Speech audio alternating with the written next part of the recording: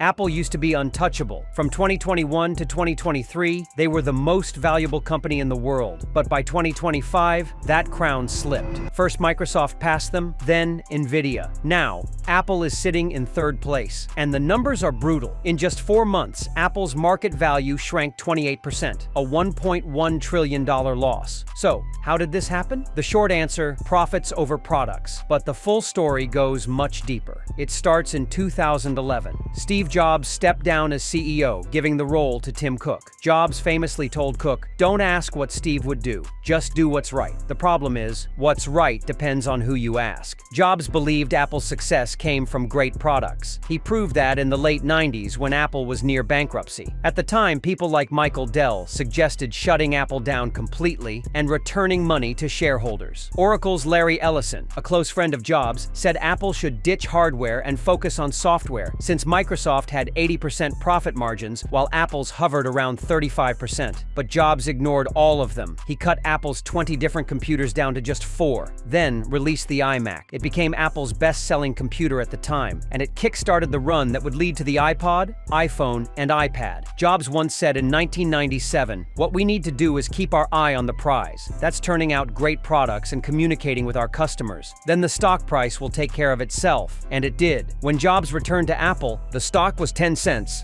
When he left in 2011, it was $115. That's 11,400% growth. But Cook had a different playbook. In 2012, just 7 months after taking over, he implemented Apple's first dividend and stock buyback program. Initially, they planned to spend $45 billion.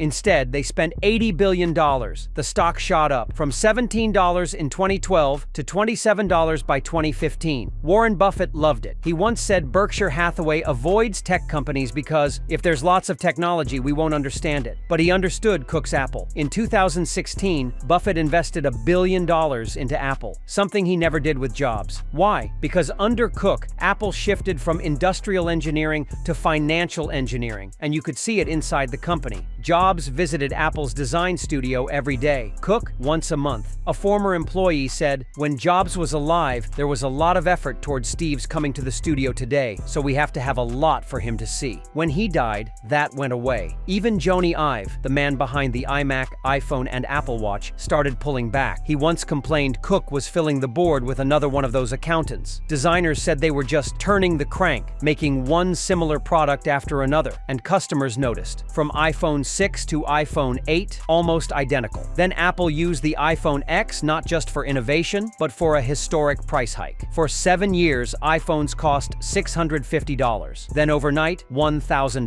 By 2023, the iPhone 15 Pro Max, $1,200. Even the budget iPhone SE, which was $430, turned into the iPhone 16 EE, $600. Apple's average selling price for iPhone jumped from $657 in 2016 to $974 in 2024. But while prices went up, innovation went down. Just look at Apple's lineup. iPhone, iPad, Apple Watch, AirPods, Mac, almost unchanged since 2019. The only new product in 6 years? Vision Pro. And Apple expected to sell 1 million units in 2024. They sold half. Compare that to the 6 years before 2019. Apple launched AirPods, Apple Watch, HomePod, iPad Pro. Every product was evolving. Now, stagnation. And then came AI. Apple should have been the leader. They had Siri back in 2011. But Siri was rule-based, outdated. By 2017, Siri was right just 62% of the time. Google Assistant, 90%. When ChatGPT dropped in 2022, it was basically what Siri should have been for the last decade. Apple knew they were behind, but when their AI chief requested 50,000 new chips to train models, about a $10 billion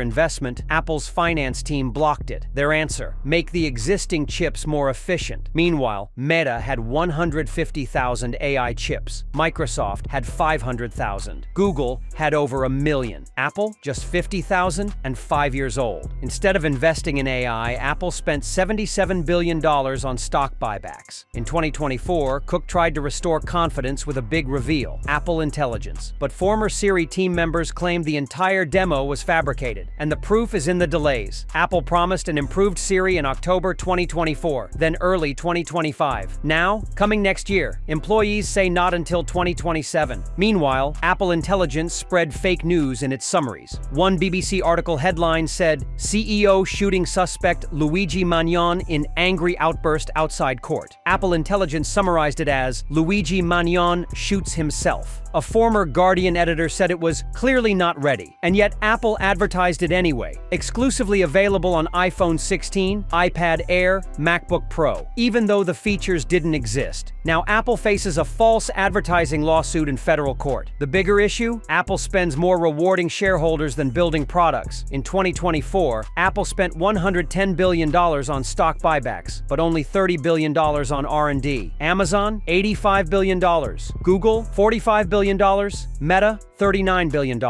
And all of them have better AI than Apple. Jobs once wrote an email to employees in 2006 after Apple passed Dell in market cap. He said, "Team, it turned out that Michael Dell wasn't perfect at predicting the future. Stocks go up and down and things may be different tomorrow, but I thought it was worth a moment of reflection today." To Jobs, valuation was just a reflection of great products. But under Cook, valuation became the goal. It worked for a while, taking Apple from $350 billion to $3 trillion. But at what cost? As Cook recently said in a company meeting, we've rarely been first. There was a PC before the Mac, a smartphone before iPhone, a tablet before iPad, an MP3 player before iPod, but Apple invented the modern versions. This is how I feel about AI. The problem is, Apple was first, with Siri. And the modern version? That came from OpenAI, Google, Microsoft, and Anthropic. It's like if Apple built the BlackBerry and someone else built the iPhone. Apple used to modernize entire industries. Now they're modernizing their stock buyback strategy. And if they keep prioritizing shareholders over products, this trillion-dollar fall might only be the beginning. As a tech fan, I hope that's not the case. Apple once defined entire eras. The iMac rewrote the 90s. The iPod put 1,000 songs in your pocket. The iPhone reinvented communication. And the iPad reimagined computing. For decades, Apple wasn't just a company. It was the company that changed the world. But today, the story feels different. The crown slipped. Microsoft, Nvidia, and Google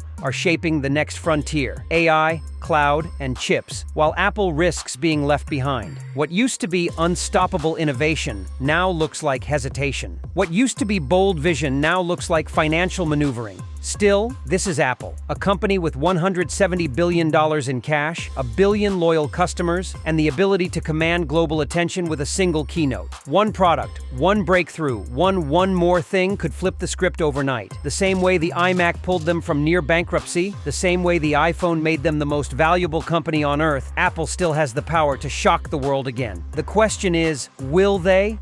Will Tim Cook's Apple rediscover the soul Steve Jobs once fought for? Great products first, profits second? Or will they keep rewarding shareholders while rivals reshape the future? And that's where we are today, caught between Apple's legendary past and an uncertain future. One where everything depends on whether Apple chooses to play it safe or dares to change the world again.